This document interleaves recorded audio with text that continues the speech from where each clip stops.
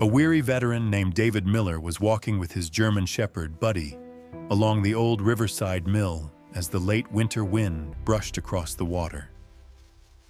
Then Buddy stopped. The ears went up.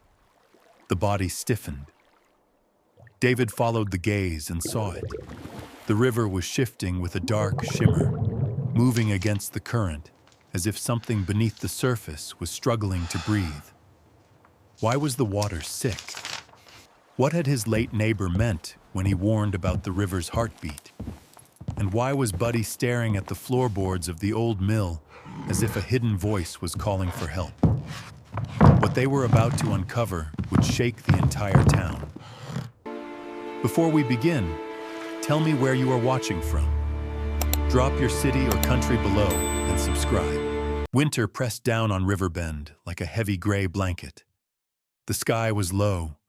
The river moved in slow breaths under a pale drizzle, and the cold clung to everything, even the old wooden railings along the waterfront. The air carried the faint smell of wet leaves and distant chimney smoke, a quiet reminder that the town was settling in for another long season.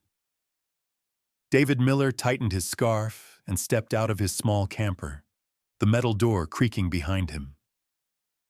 The camper sat on a narrow strip of land behind a shuttered bait shop, a place the town had long forgotten except for him and his German shepherd, Buddy. David was in his late 40s, his face shaped by years of sun, fatigue, and memories he wished would stay quiet. His jaw was square, dusted with rough stubble that grew faster in the cold, and his hair, once a deep chestnut, now carried streaks of gray at the temples. The lines at the corners of his eyes were not only from age, but from long nights staring at open desert skies overseas, waiting for things that never came. His right knee ached every morning, the result of a mission gone wrong in a dusty valley many years ago. The doctors had called it a fracture that healed badly, but David always felt it was more than bone. It was memory trapped inside him, flaring up whenever the temperature dropped. He shifted his weight, feeling the familiar stiffness, then looked down at the dog beside him. Buddy was 6 years old, a German shepherd with a thick gray-black coat and warm brown eyes. His ears stood tall, alert to every sound along the river, and his gait carried a quiet confidence. He had a faint scar above his left paw, a reminder of the day David found him trembling behind a rescue center gate during a thunderstorm. Buddy had chosen David instantly, pushing his head into David's hand as if saying he refused to be left alone again. Since then, Buddy had been the one steady presence in David's uneven life. David took odd jobs around Riverbend, fixing pipes in old houses, patching roofs that sagged under autumn rains, carrying boxes for the hardware store.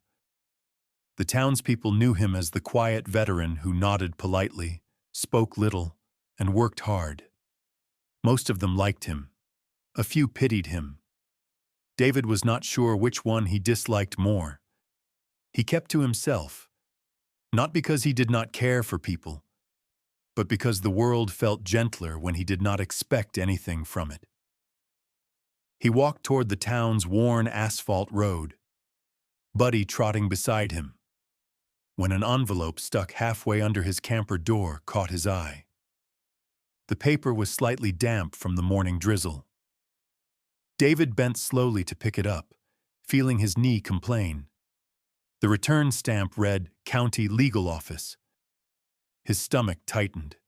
Nothing good ever came with that heading. He tore the envelope open. Inside was a single letter and a second folded document with an official seal. His eyes moved across the printed lines. Notification of inheritance. Name of deceased, Earl Thompson. Beneficiary, David Miller. David reread the name twice. Earl Thompson, his old neighbor from before he moved into the camper. Earl had been a wiry man in his 70s, with a sunken face and eyes that always sparkled with humor.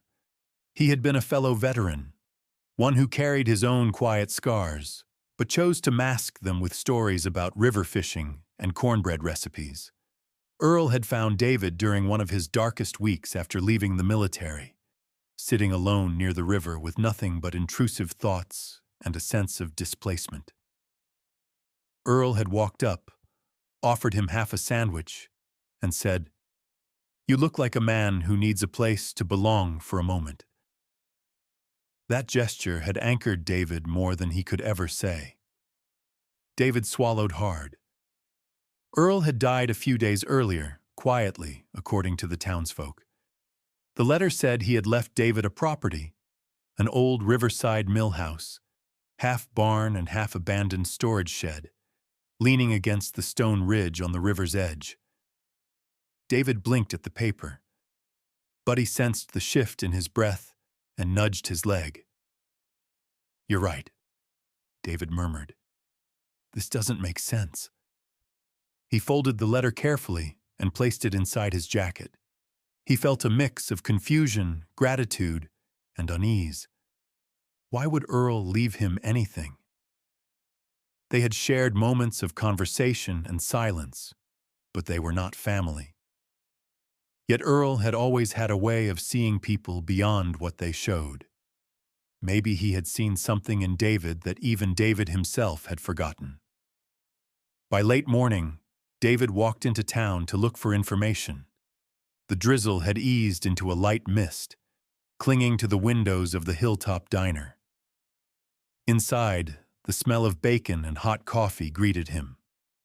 Behind the counter stood Linda Harper, a middle-aged woman with short auburn hair and a gentle face softened by years of caring for her elderly parents.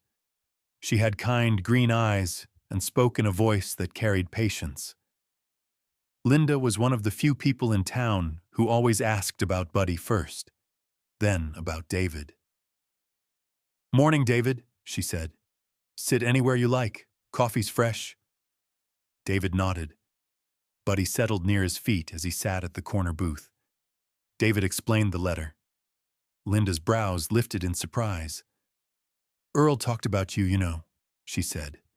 "Said you understood silence better than most folks, that you listened without asking for anything." David stared at his hands.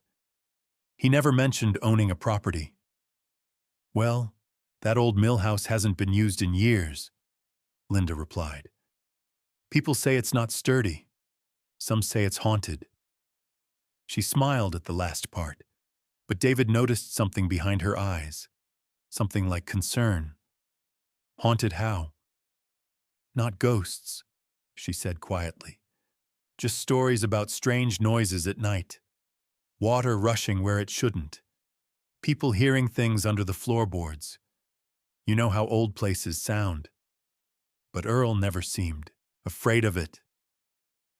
David absorbed her words. He felt the same mix of curiosity and apprehension tightening in his chest. Buddy lifted his head, ears forward, sensing the tension. When David finished his coffee, he slid out of the booth and thanked Linda. As he stepped outside, the mist had thinned, revealing the river's slow current reflecting the muted sky. He looked down at Buddy. "Let's see what Earl left behind." The walk toward the river's edge took nearly an hour. The path curved along the water, past birch trees stripped bare by winter winds. The sound of the river was steady, a patient murmur that seemed older than the town itself. Buddy walked slightly ahead, sniffing the ground with focused intent. When the old mill house came into view, David stopped. The structure leaned against the rocky ridge, weathered by decades of storms. The wood was faded to a smoky gray, and one corner of the roof sagged like a tired shoulder. The river lapped against the lower beams, having risen after recent rainfalls. David approached slowly. Buddy stiffened, ears pricked, sensing something. He circled the structure once, then returned to a specific spot near the right corner of the building. He pressed his nose to the ground and stayed still. almost reverent. "What is it, boy?" David whispered. Buddy looked up, eyes sharp, then stared at the wooden floor inside the structure through a broken gap beneath the wall. David crouched and peered through the same opening. For a moment, he heard nothing but the river. Then something faint reached his ears, a soft, rhythmic sound. Not the river. Something beneath the wood, a hollow echo, a vibration. He stood slowly, a familiar tension rising in his chest. The kind he had felt before stepping into unknown valleys overseas, unsure of what lay beyond the next ridge. He looked at the old mill house, then at Buddy, who waited with unwavering focus. "This place isn't done with its stories," David murmured, "and I guess neither am I." Buddy nudged his hand. Together they stepped toward the weathered door, ready to see what Earl had left behind, and why the river seemed to whisper in the cold. The river's murmur grew louder as David approached the old mill house, its wooden frame leaning against the ridge as though the stone itself had been holding it upright for decades. The structure looked even more weathered up close. The metal roof was warped, one edge lifting like a curled page, and the cedar boards had faded into a pale silver gray. But despite the decay, David noticed the foundation beams were still solid, anchored deep into both earth and stone. Someone years ago had built this place to last longer than memories. Buddy walked ahead, his paws landing softly on the damp soil. His posture was alert, tail tense, ears pricked forward. There was a strange stillness in the air. Not fear, not danger. Something else. Something that made the dog move with deliberate caution. David placed a hand on the door. The wood groaned as it swung open, revealing a room washed in dim light from narrow gaps in the wall. Dust danced in the beams of morning haze. The interior smelled of old lumber, river mist, and something faintly metallic, the scent of forgotten machinery. He scanned the room. Old crates stacked along one side, tools rusted by years of humidity, and a broken pulley system still hanging from the ceiling. Near the far wall, where the building met the ridge, moss crawled across the floorboards. The place felt abandoned, yet David sensed that Earl had walked these boards not too long ago. Buddy paced along the room, nose close to the ground, body stiff. He stopped near a darkened corner. The boards creaked lightly beneath his paws. David knelt beside him and touched the floor. A hollow sound.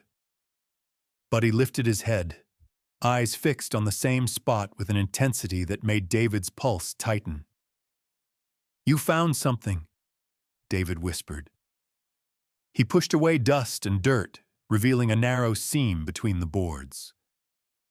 A small metal ring had been nailed flat to blend into the wood.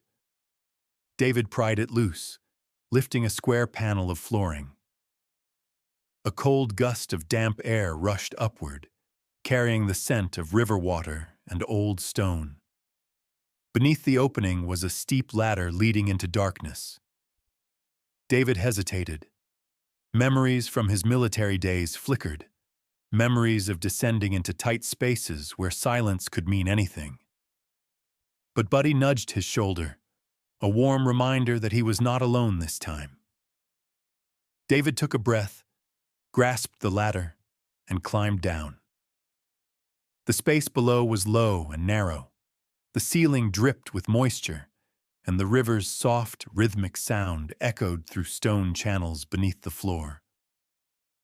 When Buddy reached the bottom, he shook droplets from his fur, then stood at David's side as though guarding the shadows. The hidden room surprised David. It was not a mere crawl space. Someone had shaped it intentionally, reinforcing the walls with boards and metal braces. The floor was uneven stone mixed with damp soil. Along the far wall sat a wooden table, its surface cluttered with notebooks, jars of collected sediment, and a lantern whose battery was long dead. David recognized Earl's handwriting immediately. The looping script, half cursive and half hurried print, covered the open notebook. Next to it lay a map drawn on thick paper, edges curled from age. The map displayed the river's path through Riverbend and beyond. Several lines of blue ink branched off into the ridge, each marked with careful notes. Buddy sniffed a jar nearby, then stepped back as though the scent bothered him. David lifted the jar and held it to the faint light. The water inside was cloudy, shifting with tiny particles that did not belong. Earl had written the date on the label, only 6 months old. David opened the notebook. Earl had dated each entry. The earliest ones described the river's sound, clarity, and pressure near the old mill, but the later entries grew more urgent. Notes about subtle changes in water flow, vibration patterns along the ridge, sudden fluctuations occurring mostly at night. And then, near the end, a line stood out. The river's throat is being squeezed. If it continues, the water beneath us will not heal. David felt a chill that had nothing to do with the cold room. He traced Earl's handwriting with his thumb, imagining the old man hunched over this table, lantern light flickering while he tried to understand what was happening. Buddy pressed his nose against David's arm before turning toward the stone wall behind them. He let out a low sound, not quite a growl, more like a warning mixed with curiosity. His ears leaned forward, and he stepped closer to the wall with slow caution. David followed him. The stone was damp and cold. He placed his palm against it and paused. A faint vibration pulsed beneath the surface. Not the river, something deeper, something rhythmic. He pulled his hand away instinctively. Memories of distant artillery tremors shivered through the back of his mind. He closed his eyes and steadied his breath. This was not war. This was something else, something connected to Earl's unfinished work. He returned to the table and flipped through more pages. Some described trucks moving along the ridge road at unusual hours. Others detailed strange discoloration in the water near the old chemical plant ruins upstream. Most worrying were the diagrams showing pressure changes that could only come from artificial interference. Earl had been trying to protect the river, and maybe the whole town. A shuffle above startled David. He turned sharply, muscles tightening. Buddy growled softly, hackles raised. Footsteps, slow, careful. Someone was walking across the old boards upstairs. David's heart hammered as memories of ambush training resurfaced. He reached instinctively for a tool on the table, a heavy, rusted wrench. Buddy stood at his side, tense and silent. The footsteps paused near the open floor hatch. A shadow crossed the faint light. David held his breath. Then a voice called down, tired and worn, but familiar. "Is someone down there?" David let out a breath he did not realize he had been holding. It was Samuel Price, an elderly fisherman from town. Samuel was in his early 70s, tall but slightly stooped, with shoulders curved by years hauling nets from the river. His face was leathery from sun exposure, marked with deep creases that hinted at both hardship and humor. His beard was white and clipped short, and he wore a thick canvas jacket patched at the elbows. Samuel was known for speaking slowly, pausing often, and staring at the river as if it held conversations only he could hear. David climbed the ladder. Buddy followed, wary but calm. Samuel stood with his hands tucked into his coat pockets, his breath visible in the cold air. His gray eyes examined David with mild surprise. "Been years since anyone came down here," Samuel said. "Earl asked me to keep an eye on the place. Said if he was gone, someone else might need to look." David studied him, noting the weight behind Samuel's words. "You knew about the cellar?" "Not everything," Samuel admitted, "but enough to know Earl was chasing something real, something about the river changing. He asked me not to talk about it, said he didn't want to scare folks until he understood more." Buddy sniffed Samuel's boot, then looked up at him with a soft woof as if accepting him. Samuel reached down to pet the dog gently. "Good animal," he murmured. "He senses the river too, doesn't he?" David did not answer immediately. Instead, he looked toward the open hatch, the darkness below, and the countless questions rising like bubbles from the riverbed. "What exactly did Earl want me to find?" he asked quietly. Samuel pressed his lips together, thinking. His brow furrowed. He believed something upstream was choking the water. Said he heard it in the river's sound, called it the river's heartbeat. Samuel paused, glancing toward the flowing water outside the distorted window. He worried it might stop if someone didn't listen. David felt the words settle heavily on his shoulders. Buddy leaned against his leg, grounding him as always. The river murmured in the distance, steady yet tired. David exhaled. "Then we listen." Samuel nodded once, as though that answer mattered more than anything else. And for David, it did. Because something beneath the mill house was awake. And whatever Earl had been trying to uncover, David knew he and Buddy were already part of it. The next morning arrived with a thin veil of fog stretching across the river, soft enough to blur the outlines of the birch trees along the bank. Riverbend felt older in the early light, as if every shingle, every porch, and every faded sign had sagged a little more under the weight of winter. David walked with Buddy along the narrow dirt path beside the water, the cold nipping at his cheeks. His thoughts were still tangled with Earl's notebooks and the quiet vibration he had felt beneath the mill house floor.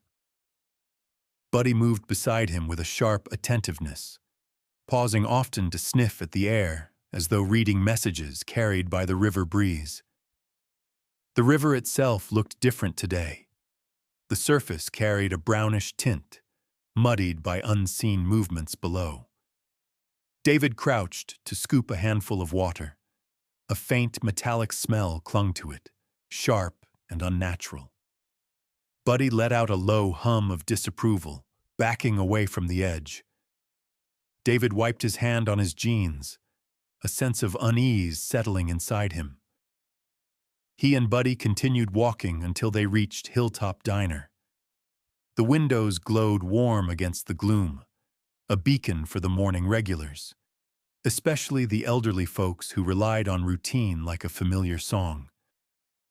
Inside, the air was thick with the aroma of coffee and fried eggs.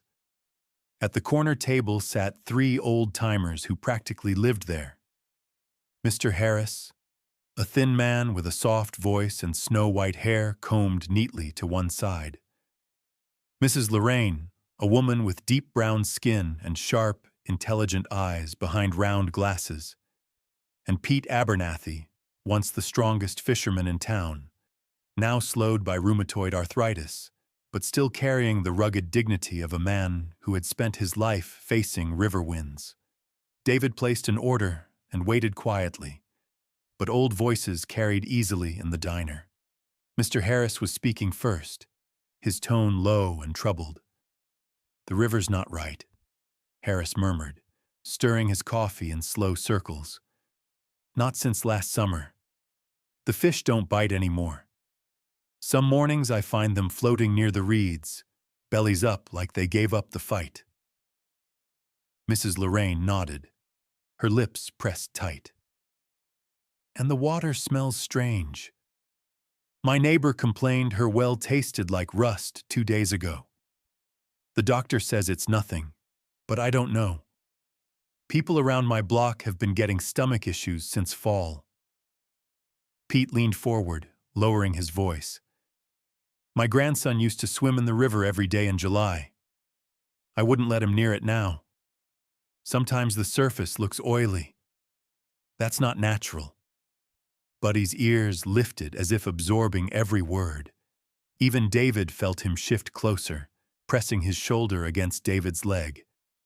It was as if the dog understood the conversation, or at least felt the same unease binding the room. Linda brought a cup of coffee to David's table, her face carrying a shadow of concern. "You hear it too, don't you?"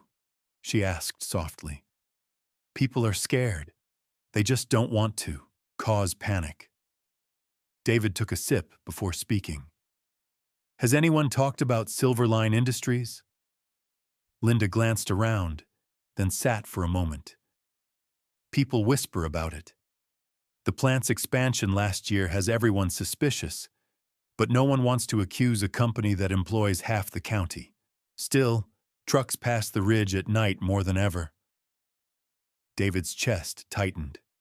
Earl's notes had mentioned the same thing.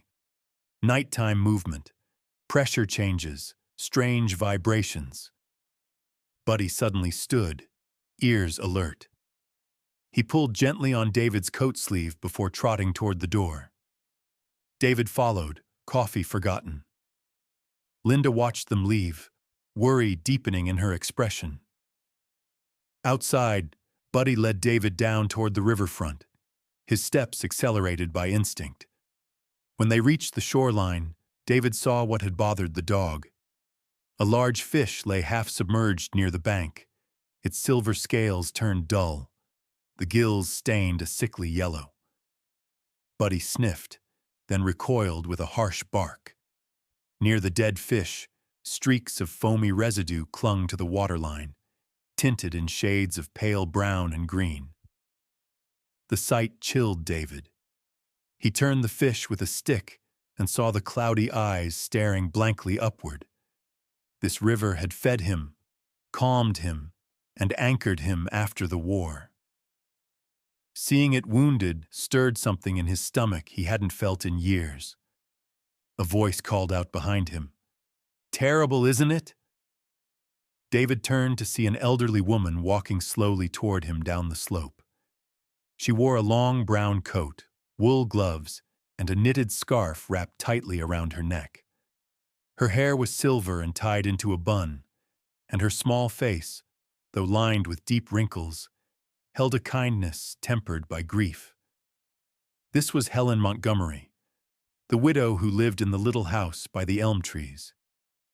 Everyone in town knew her as a quiet soul, gentle and resilient, still carrying the sorrow of losing her husband 15 years ago in a factory accident. Helen approached with careful steps. "I've seen 3 of those since yesterday," she said, nodding at the fish. "The river used to sing, you know. People laugh when I say that, but it's true. It had a rhythm, a clarity. Now it sounds tired." David recognized the sadness behind her words. "You've noticed changes too?" Helen nodded, her thin fingers tightening around the scarf. "Ever since Silverline expanded their plant upstream, maybe it's coincidence, maybe not. But trucks come through late at night, and I see lights near the old chemical ruins sometimes. No one's supposed to be there." Buddy growled softly, as if agreeing. Helen looked at the dog with fond eyes. "He feels it, doesn't he?" "Yes," David answered quietly. "He feels something." Helen hesitated, then reached inside her coat pocket and pulled out a folded piece of paper. "Someone left this in my mailbox last week. No name. Just a map of the river and some warnings written in shaky handwriting. I didn't know what to do with it, but I think you should see it." David unfolded the note carefully. The handwriting was rough, the ink faint, but he recognized the strokes instantly. "Earl," Buddy barked once, sharp and urgent, as if confirming the truth. The map showed the river's path but marked several spots upstream with circles and arrows. Scrawled underneath were words like flow disturbance, chemical trace, and night movement. Helen looked at the water, her eyes glistening. Earl was a good man. kind. We talked sometimes on his porch. He told me he thought something was hurting the river. I didn't understand then. David felt an ache in his chest, both gratitude and sorrow mixing. Thank you for showing me this. You're the only one who might understand, Helen said softly. Earl trusted you. Buddy nudged Helen's coat gently, his eyes warm as if reassuring her. Helen smiled faintly. He's a wonderful dog.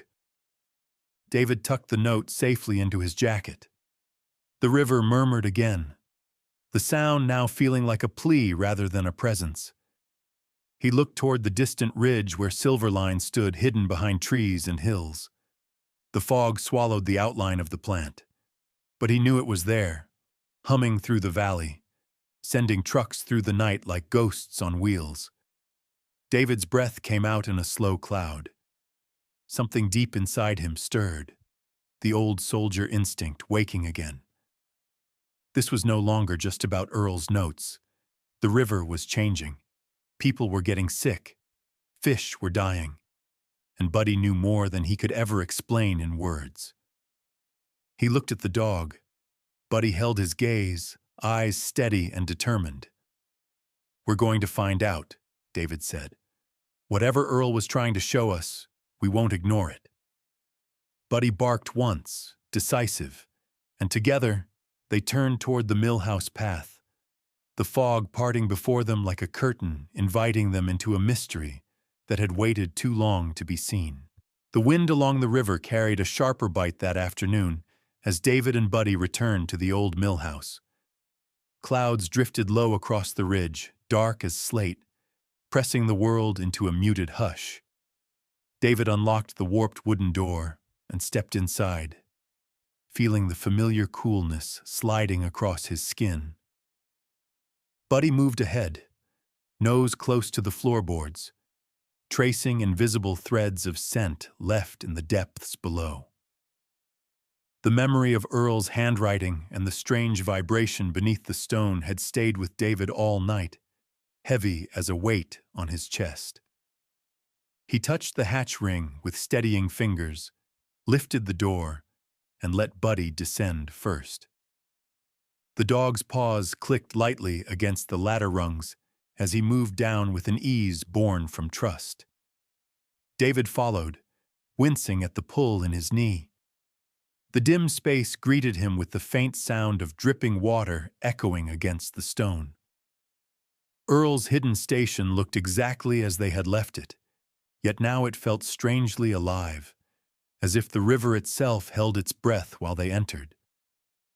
Buddy sniffed at the jars lined on the table, then moved toward the far wall again, ears shifting forward. David set the lantern on the table and sorted through the notes, this time taking greater care to absorb each line. The entries stretched across months. Earl had tracked everything.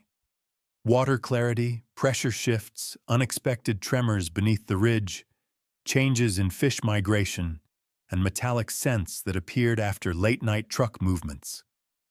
Many entries included small sketches of river currents or arrows pointing toward the chemical plant ruins upstream. David noticed a series of recordings labeled only with dates. He found a portable tape recorder nearby, old but functional, covered in dust that clung stubbornly to its edges. He clicked play. A faint crackle filled the darkness. Then came the steady whisper of water moving through stone. At first it sounded normal, a soft, rhythmic current. But as the tape progressed, the tone shifted. A deeper rumbling grew beneath the flow, like a heavy engine buried underwater. Buddy's ears twitched. He stepped closer to the device, head tilted. David adjusted the volume. The rumbling grew louder, then suddenly cut off. Earl's voice whispered faintly, "Something is turning on at night. Something beneath the ridge." David paused the tape, his stomach tightening. Whatever Earl had heard, David was now hearing too. Buddy nudged his leg, almost reassuringly. though the dog's own tension was evident in the stillness of his tail. David opened another notebook. These pages were more chaotic, scribbled lines crossing each other in hurried strokes. Earl had written about headaches after certain nights, an odd taste in the air near the river, and bursts of fog that formed despite clear skies. Some entries mentioned seeing lights in the distance around the ridge road. David exhaled slowly, bracing a hand on the table. The signs were no longer subtle. Someone had been tampering with the river, and Earl had known. A sudden scrape sounded above them. Buddy reacted instantly, positioning himself between David and the ladder. The noise continued, slow steps crossing the wooden floor. David's adrenaline spiked, but he remained quiet. This time, the footsteps were accompanied by a soft whistle, off-key and repetitive. A moment later, a voice called down the hatch. "Anyone in there?" The voice was new, younger, sharper than Samuel's. David climbed slowly, stopping just below the opening as he recognized the silhouette of a man standing inside the mill house. The stranger was in his mid-30s, average height, with sandy blonde hair tied loosely at the back. His build was lean, but his shoulders carried the posture of someone accustomed to physical work. His face had a rugged handsomeness, defined by a short beard and a faint scar across his left eyebrow. His blue eyes scanned the room with open curiosity rather than menace. He wore a worn brown jacket, cargo pants splattered with dried mud, and heavy work boots. The man lifted both hands in a peace gesture. "Sorry, I didn't mean to startle you. I'm Mark Reynolds, wildlife conservator for the county." David climbed the rest of the ladder, Buddy emerging beside him with a protective stance. Mark took a careful step back. "Didn't know anyone came out here," he continued. "I've been tracking water readings along the ridge and saw footprints leading inside." David studied the newcomer. Mark's expression held an earnestness that did not feel forced. Still, David had lived long enough to know sincerity could be a mask. "What kind of water readings?" David asked. Mark exhaled, rubbing the back of his neck. "Low oxygen levels, trout populations dropping faster than normal, and unusual noise patterns coming from underground." Buddy barked once, as though confirming the stranger's statement. Mark blinked. "Your dog knows exactly what I'm talking about, doesn't he?" David did not answer. Mark continued cautiously. "This area used to be monitored, but after Silverline expanded, access became restricted. I've been trying to gather data quietly." The mention of Silverline snapped David's attention sharper. "You think they're responsible?" Mark hesitated.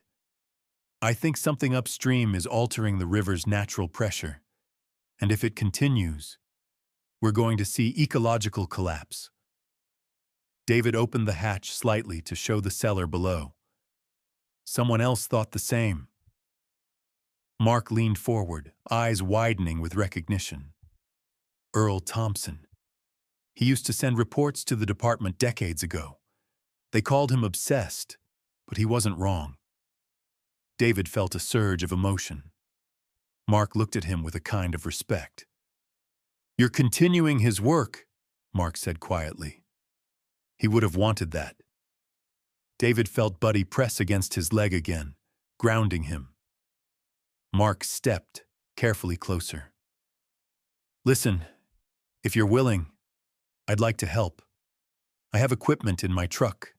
Better sensors, hydrophones, thermographs. We could record what's happening down there properly." David hesitated. Trust came slowly to him, but Mark's presence carried no deception. And he seemed to carry his own burdens, evident in the faint fatigue behind his eyes, the kind that came from fighting battles no one else saw. "All right," David said. "Show me what you've got." Buddy relaxed slightly, but kept watching Mark with steady vigilance. Together, the three stepped back into the mill house as the river outside murmured with the weight of secrets waiting to be revealed. The cold drifted in from the river that morning, a steady breath rolling across the muddy bank as David crouched near the shoreline to gather fresh water samples. Buddy remained close, his large frame tense, nose tilted into the wind as if reading messages carried in the mist.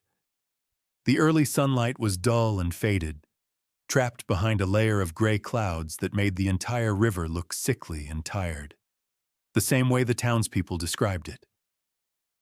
David tightened the cap on the sample tube and slipped it into his backpack beside Earl's old notebooks. He had spent most of the night sorting recordings, diagrams, and notes before sending everything to Professor Leonard Hayes. It felt like the first real step toward revealing whatever had been happening beneath the ridge. Yet even as he moved steadily along the bank, David sensed that Stepp had already drawn attention he didn't want. Professor Hayes had responded almost instantly.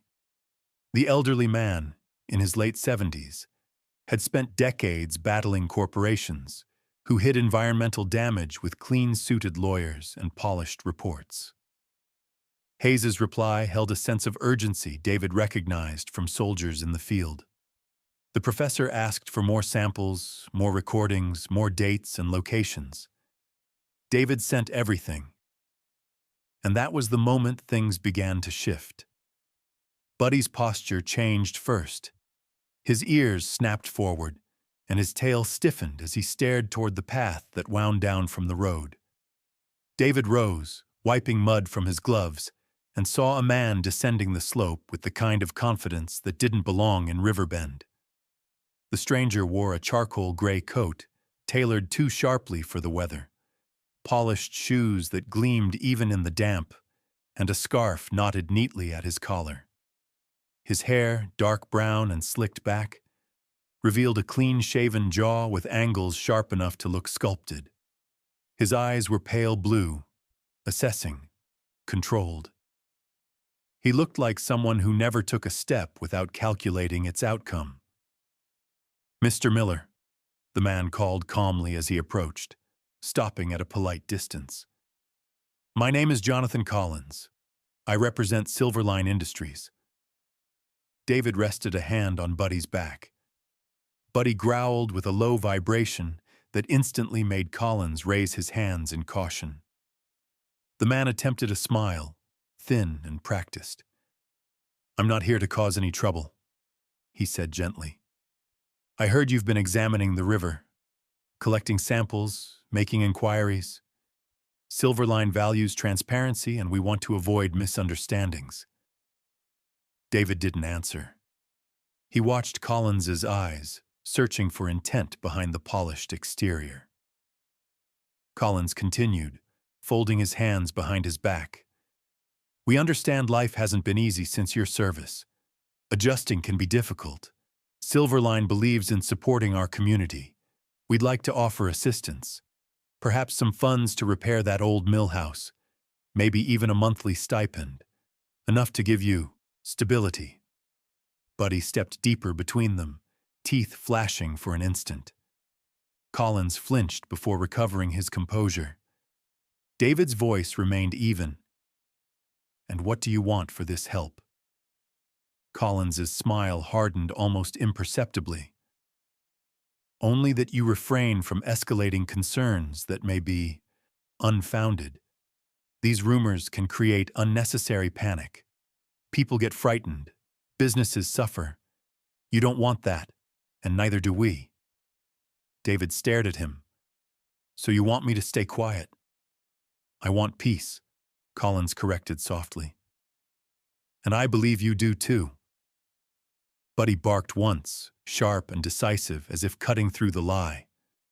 Collins blinked at the dog, irritation flickering across his smooth expression. David stepped closer. "I don't want your money, and I'm not stopping anything." Collins inhaled deeply, the last of his politeness slipping. "Then I'll inform my superiors that you're unwilling to work with us." He gave a curt nod and turned sharply, climbing back up the path without another word. As soon as the man disappeared, Buddy pressed his head against David's leg. David scratched the dog's neck, murmuring, "You saw right through him, didn't you?" But the river wasn't the only thing that changed that day. By the time David entered the town diner that afternoon, conversation quieted. Faces turned away too quickly. People stared at their plates as if they might reveal a better truth than the one stirring through town. Miss Clara, the older waitress with rosy cheeks and soft curls pinned under a blue headscarf, approached with his coffee. Her normally warm smile was nowhere to be seen. Her hands trembled slightly as she set the cup down. "They're saying someone's spreading fear," she whispered. "Talking about contamination. Folks think it's you." David sighed, leaning back. Silverline must have talked to someone. Clara shook her head nervously. "People just want calm. They don't want trouble." David looked toward the river through the window. Ignoring a problem never fixed one. Clara swallowed. "Just be careful." That same old isolation crept back into David's bones.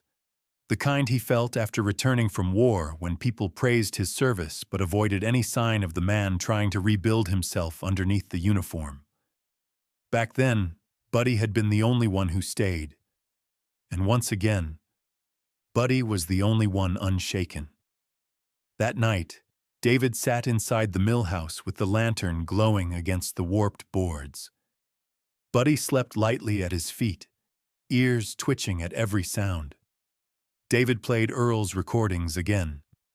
The gentle flow of water soon shifted into that deep, unnatural hum that clawed at David's nerves.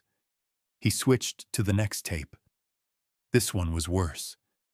The hum was louder, layered with the grinding vibration of something metallic moving against stone. Buddy stood up, walking to the speaker with stiff legs. Every instinct in him recognized danger. David shut off the device. "Someone's controlling the river," he whispered, "and they don't want anyone finding out." Buddy let out a low whine, then trotted to the door, sniffing the bottom edge. His ears lifted sharply. He pawed the door once, then again, more urgently. David stood. "What do you hear, boy?" Buddy growled. Outside, somewhere beyond the tree line, an engine rumbled to life. Not a small car, not one of the town's trucks, a heavy industrial engine. And it wasn't driving away. It was waiting. The cold of early winter settled gently over Riverbend that Sunday morning, spreading a pale frost across rooftops and glazing the quiet streets with a thin shimmer. David walked beside Buddy toward the small wooden church at the end of Maple Street, a place that had stood for nearly a century. The building was simple and worn, its white paint peeling at the corners, its steeple slightly leaning from decades of snowstorms. Still, it remained the center of the elderly community, a gathering place for people who needed warmth as much as they needed faith. Inside, the church buzzed softly with conversation. Rows of older men and women filled the pews, their winter coats draped over their laps, their breath still faint in the cool air. Pastor Raymond Thompson, a man in his late 60s with a gentle round face, thinning silver hair, and warm brown eyes, greeted everyone with tired kindness. His voice had softened in recent years, shaped by age and long nights spent comforting families during hard times. He smiled when he saw David enter. "Good to see you, son," Pastor Thompson said, gripping David's hand warmly. "And of course, our four-legged guardian." He bent down to scratch Buddy behind the ears. Buddy usually stood calmly inside the church, lying near David's legs during the service. But today was different. From the moment they stepped in, the dog appeared uneasy. His ears twitched constantly, His nose lifted as if trying to catch a scent hidden beneath the layers of incense and old wood. David noticed immediately. "Easy, boy," he whispered. "Nothing's wrong." Buddy didn't agree. As the service began, the elderly choir hummed softly at the front, and Pastor Thompson spoke from the pulpit. The room filled with murmured amens and the shifting of old bones against wooden benches. But Buddy remained rigid, eyes glued toward the back hallway that led to the old furnace room beneath the church. Then, suddenly, Buddy stood up. Not abruptly, but with a focused intensity that froze David where he sat. The dog let out a low, sharp sound, something between a whine and a warning. People turned their heads, surprised. Buddy tugged at David's sleeve. "Buddy," David said under his breath. "What is it?"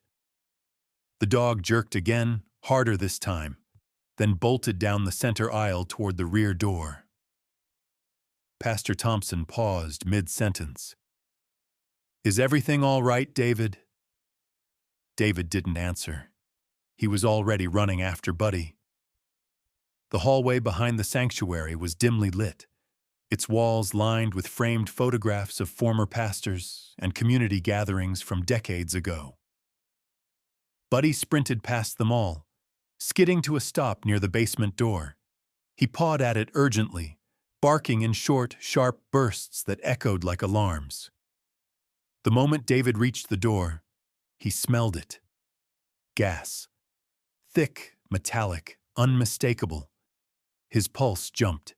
He pulled his sleeve over his hand and yanked the door open.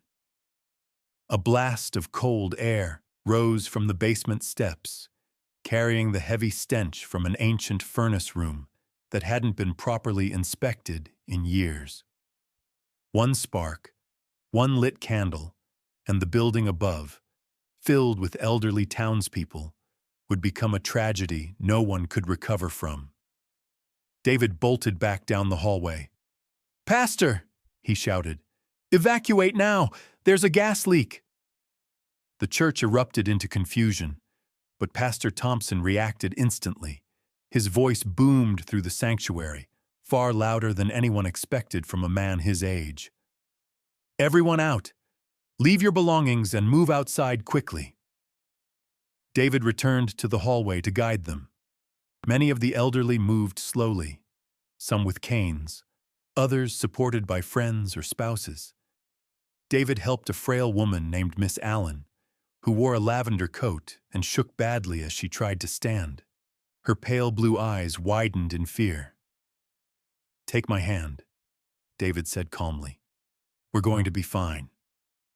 Buddy raced between the pews, barking to draw attention, nudging ankles, guiding people toward the door. His movements were sharp, purposeful, almost disciplined. It reminded David of the missions he'd trained for long ago. But this time it wasn't a soldier beside him. It was a dog doing exactly what a soldier would. Outside, the cold air filled the churchyard as the last of the elderly moved to safety. People stood trembling, clutching one another beneath the bare branches of the oak trees. Pastor Thompson conducted a head count, his face pale.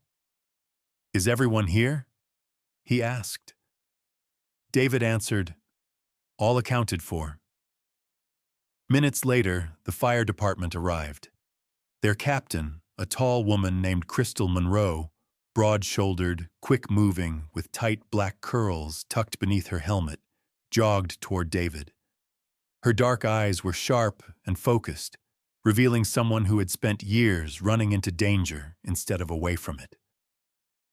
"You the one who reported the leak?" she asked. "Buddy smelled it first," David said, gesturing toward the dog. Crystal opened the basement door cautiously. Even from a distance, the smell hit her. She nodded with tight, professional seriousness. "Old pipe failure. A few more minutes and this place could have gone up."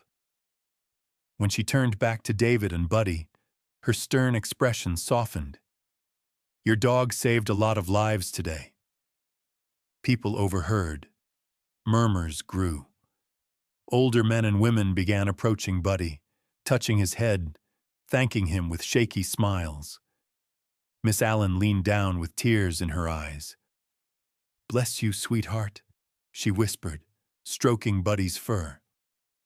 Pastor Thompson placed a hand on David's shoulder. "Today you saved this town in a way none of us will forget." For the first time in many weeks, David didn't feel like an outsider or a troublemaker or a man shouting warnings no one wanted to hear. He felt accepted. Buddy sat proudly beside him, tail sweeping once across the snowy ground. David knelt beside the Sedan dog and murmured, "You did it again, partner." Buddy pressed his head gently into David's chest, and from that moment forward, the people of Riverbend no longer looked at them with suspicion. They looked with respect, gratitude, trust. The river still held its secrets, but at least now, David and Buddy were no longer facing them alone. The days following Buddy's rescue at the church changed the rhythm of Riverbend. People who once whispered about David now greeted him openly, waving from porches or stopping him at the grocery store to thank him again for what Buddy had done. Yet even with the warmth returning to the town, a heavier sense of urgency settled around David. The river was getting worse, and Silverline's shadow was growing longer. With the new water samples collected, and with Professor Hayes's analysis arriving by email late in the night, David finally held enough evidence to take action. The professor's report was blunt and unsettling, written in his crisp, academic tone. Dangerous chemical traces, inconsistent oxygen levels, and signatures that pointed more toward industrial runoff than natural causes. Combined with Earl's careful notes and the newest recordings from the mill house, the truth was becoming impossible to ignore. Helen Walker, the elderly widow who lived near the old stone bridge, was the first to suggest gathering the town. She was thin and sharp-featured, her silver hair tied back in a bun that never quite sat straight. Her face, lined by years of grief after losing her husband to cancer, carried the fierce determination of someone who had run out of patience for excuses. She knocked on David's door early one morning, wearing her brown wool coat and gripping a bundle of papers like weapons. "You're not fighting this alone anymore," Helen said.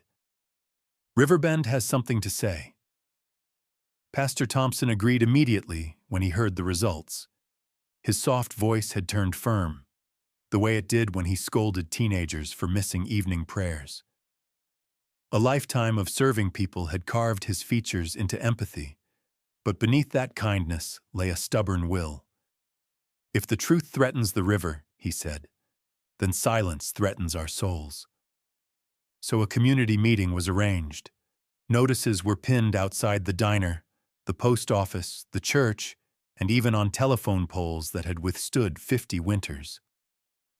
The town hall opened its creaking doors for the first large gathering in months. Elderly residents packed the rows early, whispering anxiously about what would come. David arrived with Buddy pressed close to his leg. Mark Reynolds, the wildlife conservator, came carrying folders of charts and maps. Professor Hayes joined through a live call on a projector, his stern expression filling the old wooden wall like a guardian of truth. Representatives from the State Environmental Agency arrived next. 2 officials in modest suits, 1 man and 1 woman, both carrying clipboards and a look of concern rather than authority. And then Silverline walked in. Jonathan Collins led the group, his charcoal coat buttoned high, his pale blue eyes sweeping the room with thinly veiled disdain. Behind him were 2 assistants carrying briefcases. Their polished shoes echoed against the wooden floor like intruders stepping onto sacred ground. The meeting began with Pastor Thompson's steady voice. He introduced the purpose calmly, thanked everyone, and then yielded the floor to Helen.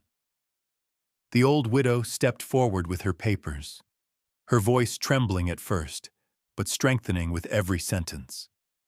She spoke of the river she had grown up beside, of the trout her husband once caught with their sons, of the strange changes she had noticed long before Earl died. Next came the evidence. Mark presented wildlife data. The environmental officials examined charts with widening eyes. David laid out Earl's notes, sample photographs, and recordings. And on the projector, Professor Hayes explained the analysis with scientific precision. Collins finally stood. He smiled, but his voice held a blade beneath the softness. Ladies and gentlemen, grief can blur our perception. Mr. Miller and the late Mr. Thompson may have been well-intentioned, but they are not experts. These interpretations are emotional, not factual. Murmurs rose through the room. Collins continued, spreading his hands as if offering sympathy. Silverline has operated within every regulation. These claims of contamination are based on selective readings, outdated equipment, and personal bias. David clenched his jaw, but Helen rose with fire in her eyes. Selective? Outdated? My husband is dead. 2 of my neighbors are ill. The river smells like metal. You call that bias? The tension cracked like wood under pressure. But before Collins could answer, the lights flickered overhead. Thunder rolled. A heavy rain slammed against the windows, drumming with urgent insistence. People turned to look, murmuring at the sudden, violent downpour. A storm had been forecast, but no one expected it this early or this strong. Then a town official burst into the hall, soaked to the bone. The embankment near Silverline's discharge site just collapsed, he shouted. A truck is trapped. There's risk of chemical spill. Gasps filled the room. Collins's face went pale.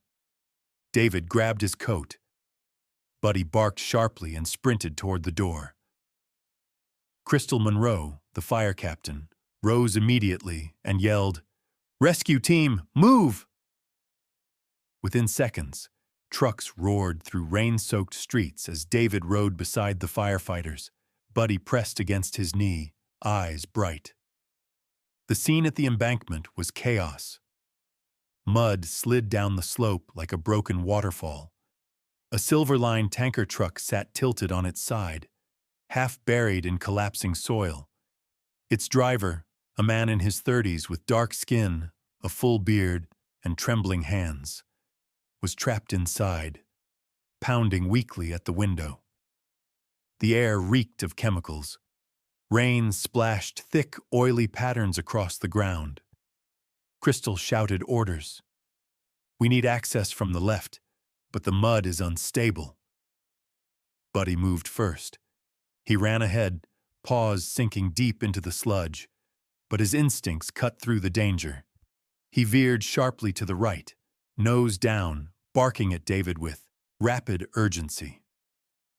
David followed, the mud clinging to his boots like cement. "That's the path!" Crystal yelled after watching Buddy's movements.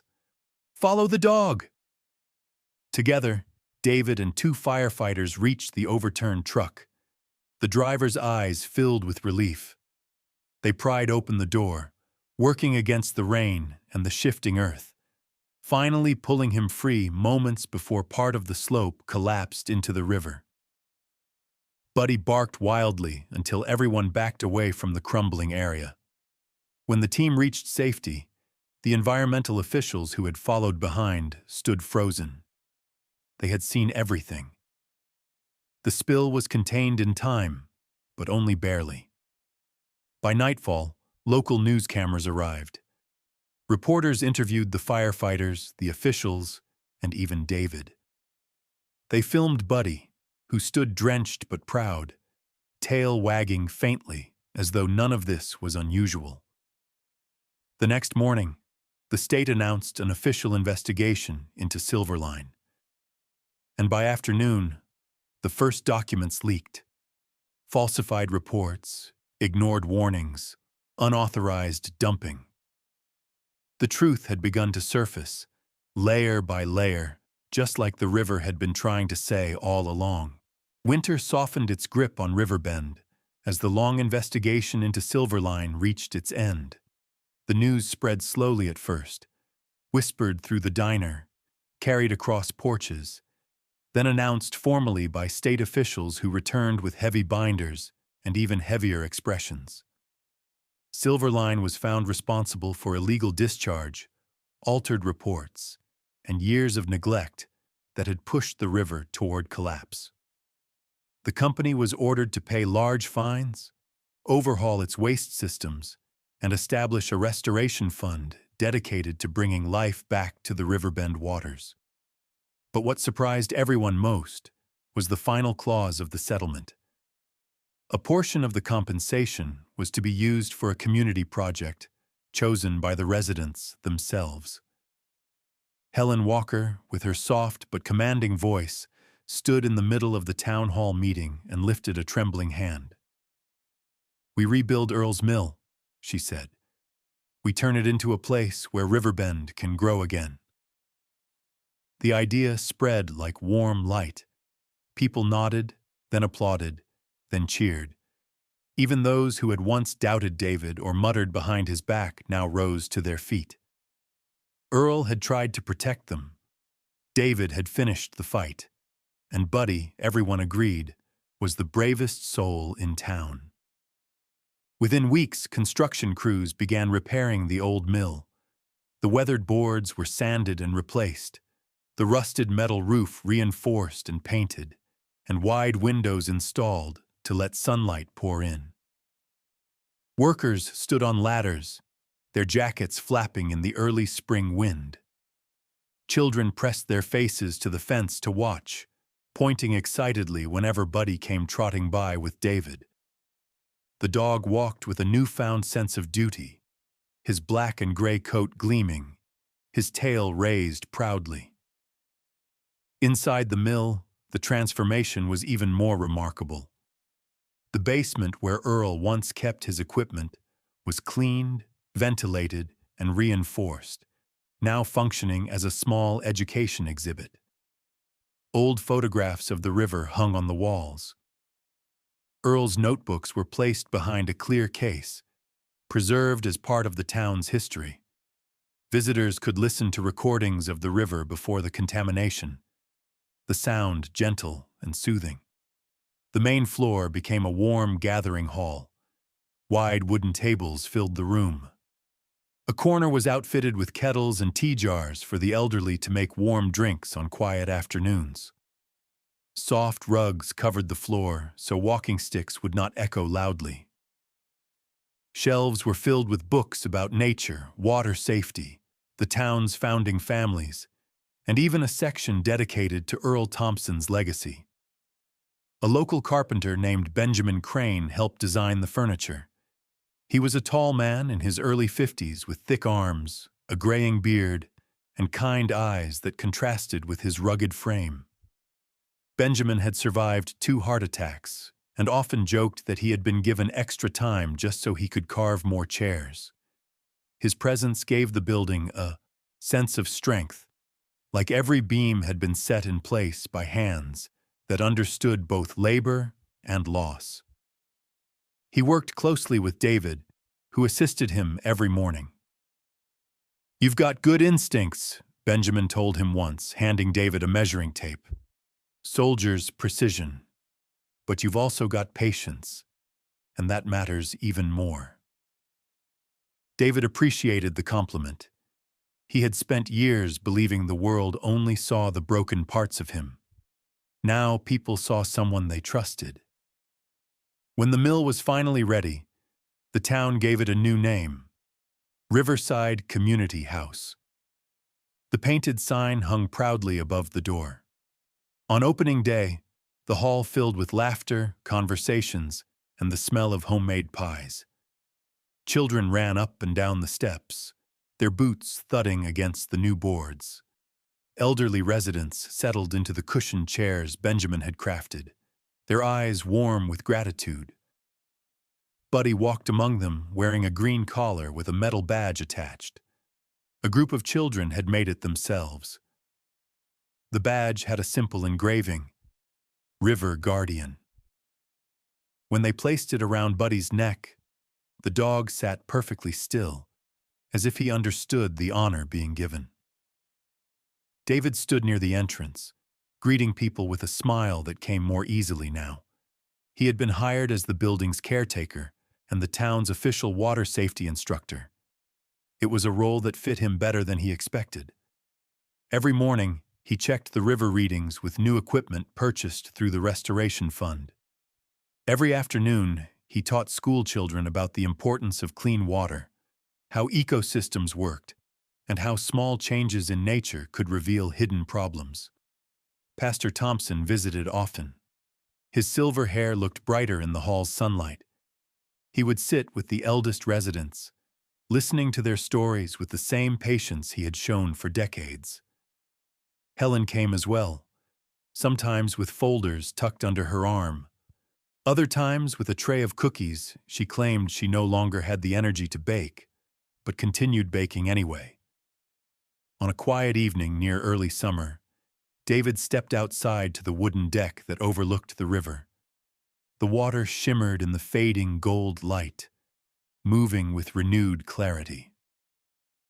Buddy followed him, resting his head against David's thigh as they both looked out. A group of elderly women sat nearby on a long bench.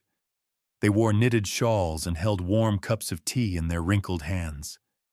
They watched the river with peaceful smiles, listening to its gentle rhythm. Buddy barked softly at a flock of ducks waddling along the bank, earning chuckles from the older ladies. One of them, Miss Allen in her lavender coat, turned to David. "You've given this place its heart back," she said. David shook his head. "I didn't do it alone. None of us did." He looked out at the water, his breath steady. "Sometimes a miracle isn't some bright light," he said. "Sometimes it's a river, saved just in time, a loyal dog who refuses to back down, and a small town that remembers it still has strength left." Buddy nudged him, tail wagging gently. The river flowed, the people healed, and David finally felt the weight he had carried for years lifting, replaced by something warm and steady. Home.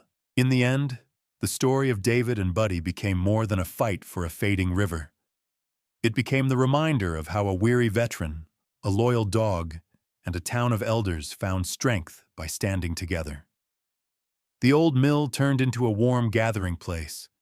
The river slowly healed, and a community that once felt forgotten rediscovered its voice.